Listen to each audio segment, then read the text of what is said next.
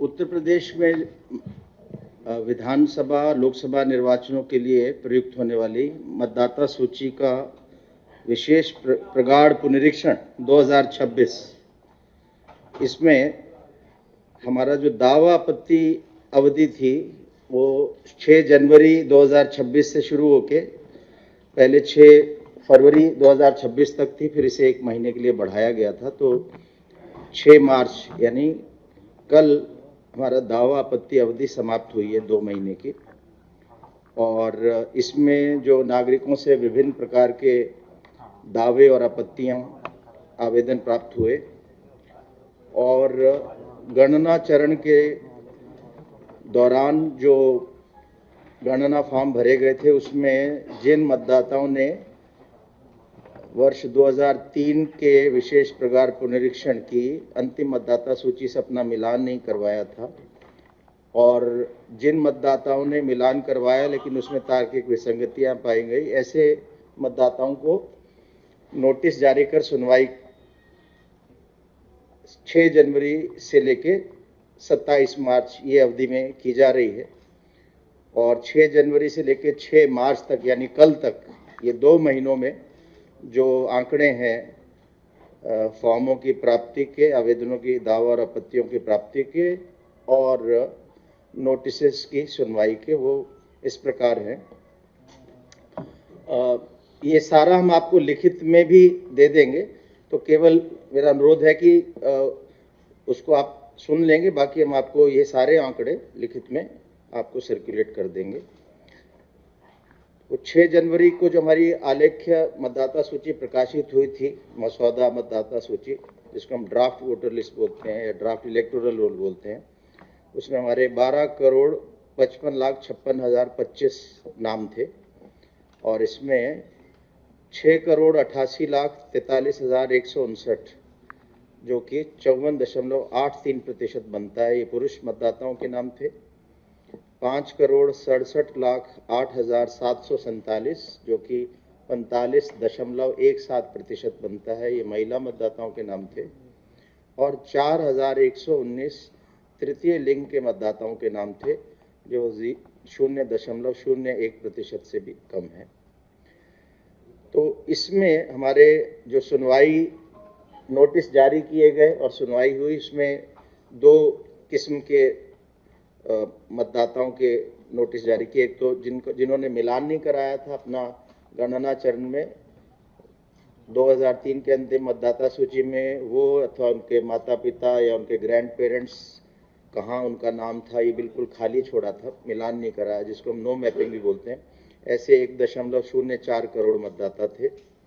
और ऐसे मतदाता जिन्होंने मिलान कराया लेकिन उसमें तार्किक विसंगतियां आई, जैसे कि नाम का आपस में ना मिलना, पिता और मतदाता के बीच में 15 साल से भी कम का अंतर आयु में, इस तरह की तार्किक विसंगतियां जो थी वो 2.22 करोड़, कुल मिला के 3.26 करोड़, लगभग 3.25 करोड़ कह सकते हैं, ऐसे मतदाताओं को नोटिस जारी होने थे। और हमारा नोटिस जारी पहले 14 जनवरी को हमारा पहला नोटिस जारी हो गया था और नोटिस सुनवाई हो गई थी 21 जनवरी से। पुरुषों के 34,96,911 दावे प्राप्त हुए, महिलाओं के 35,72,603 दावे प्राप्त हुए, यानी महिलाओं के दावे पुरुषों से अधिक है। और तृतीय लिंग के 296 मतदाताओं के दावे यानी फॉर्म 6 प्राप्त हुए। मैं एक बार फिर इन आंकड़ों को दोहरा देता हूं। वैसे में जैसा मैंने बताया कि इस बार हम आपको लिखित में भी सारे आंकड़े दे देंगे, तो आप केवल मेरी तरफ अगर ध्यान देंगे लिखने में आपको मिल जाएगा। 70,69,810 कुल फॉर्म 6 प्राप्त हुए 6 जनवरी 2026 से लेकर 6 मार्च 2026 तक। पुरुषों के फॉर्म 6 प्राप्त हुए 34,96,911, महिलाओं के फॉर्म 6 प्राप्त हुए 35,72,603, यानी महिलाओं के फॉर्म जो प्राप्त हुए उनकी संख्या अधिक थी पुरुषों के फॉर्म जो प्राप्त हुए उससे। और तृतीय लिंग के मतदाताओं की 296 हमारे फॉर्म 6 प्राप्त हुए। अगर हम 27 अक्टूबर से गणना करें, क्योंकि जब 27 अक्टूबर को घोषणा हुई कि उत्तर प्रदेश में SIR होगा और तब से फॉर्म आ रहे थे, फॉर्म 6 आ रहे थे, फॉर्म 7, फॉर्म 8, अगर तब से हम गिनती करें तो 86,69,073 कुल फॉर्म 6 प्राप्त हुए 27 अक्टूबर 2025 से लेके 6 मार्च 2026 तक।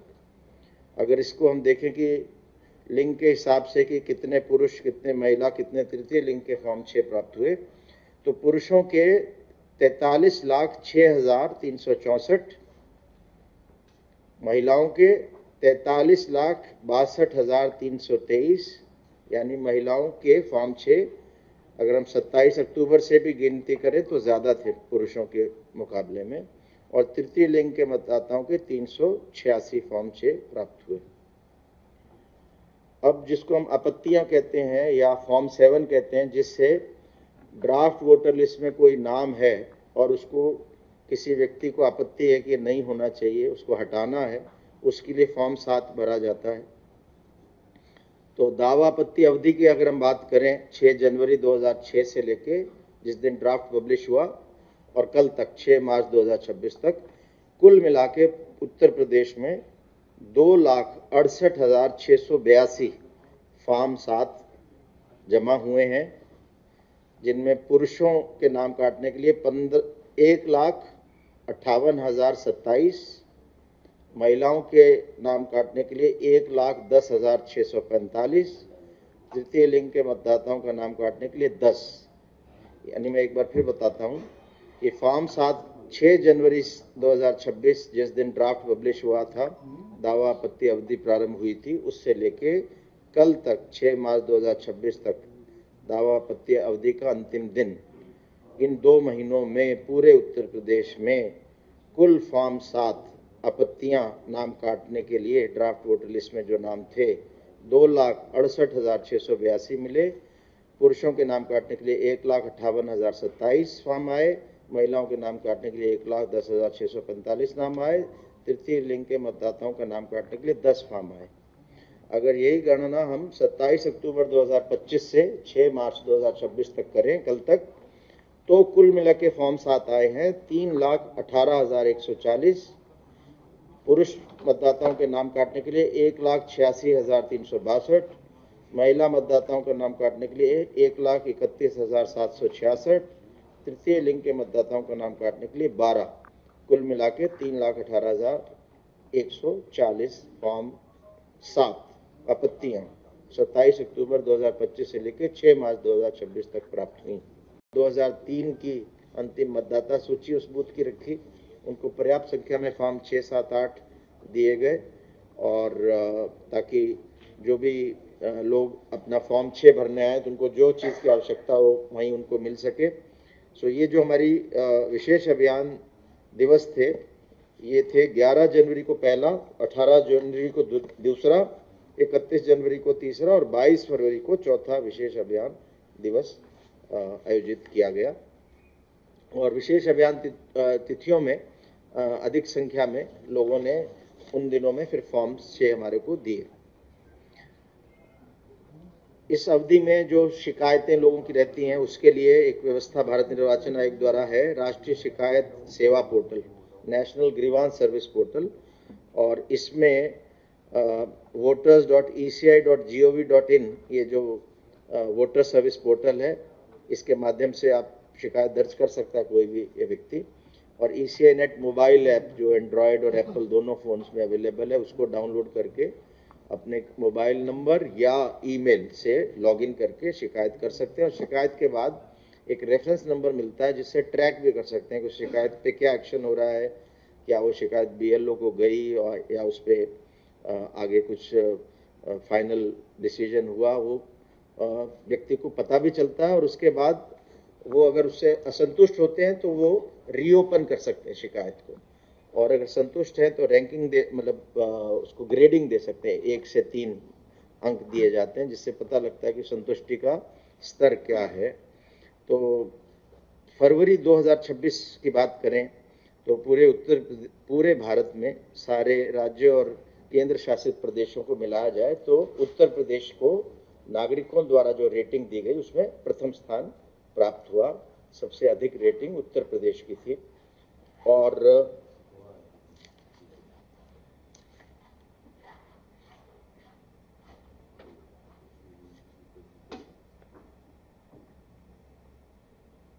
अगर हम जैसा कि बताया, अगर हम 7 फरवरी से 7 मार्च यानी अभी पिछला एक महीना देखें तो यूपी की रेटिंग 2 है।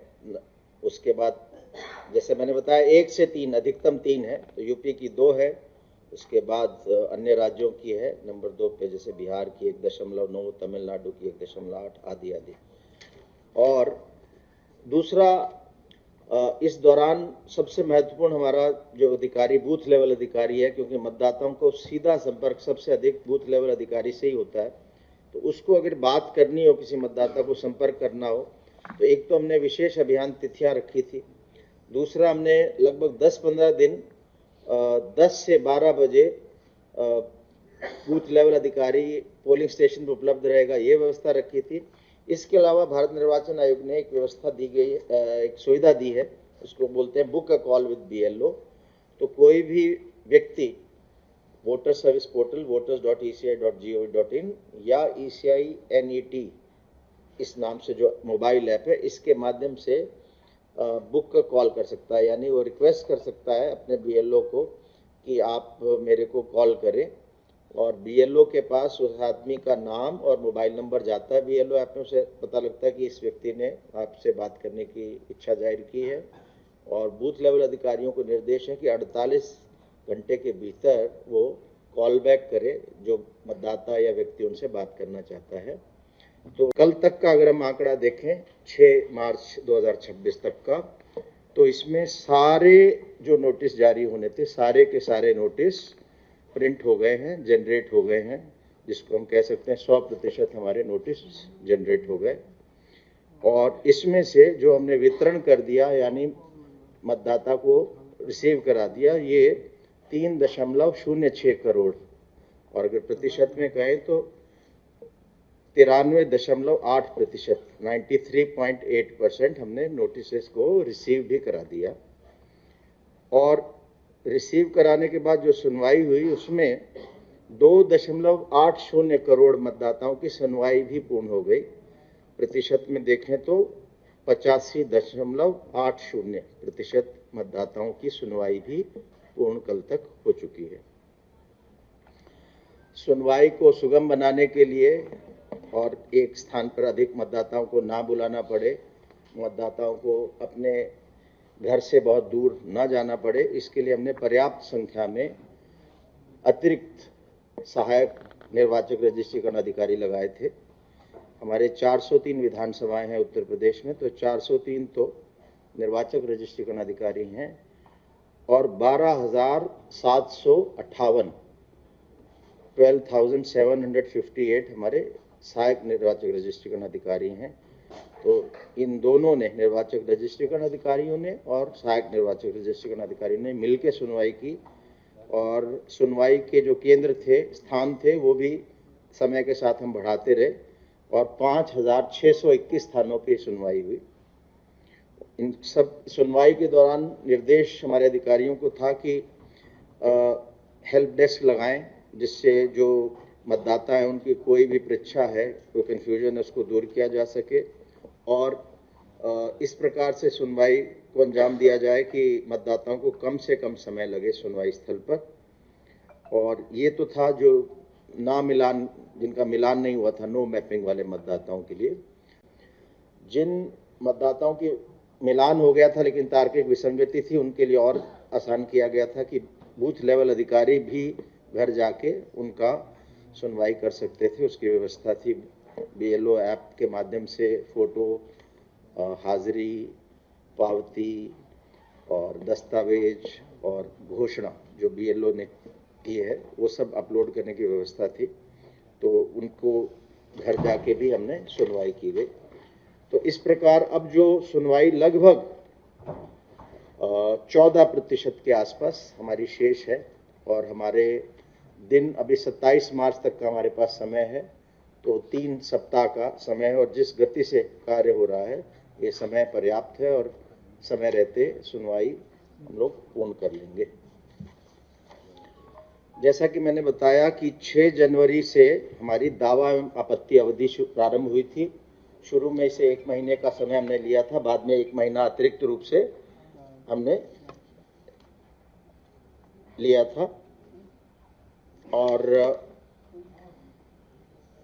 कुल मिला के 2 महीने का ये समय था। इस 2 महीने में दावा यानी फॉर्म 6 भरना, जिससे व्यक्ति का नाम अगर ड्राफ्ट लिस्ट में नहीं है तो ड्राफ्ट लिस्ट में उस वोटर लिस्ट में आ जाए।